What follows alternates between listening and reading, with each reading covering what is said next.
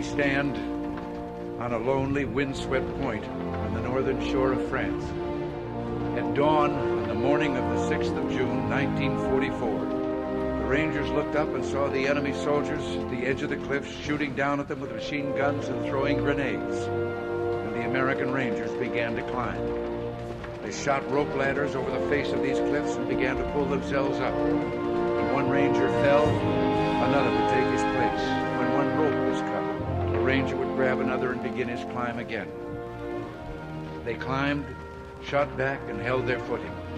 Soon, one by one, the Rangers pulled themselves over the top, and in seizing the firm land at the top of these cliffs, they began to seize back the continent of Europe. 225 came here.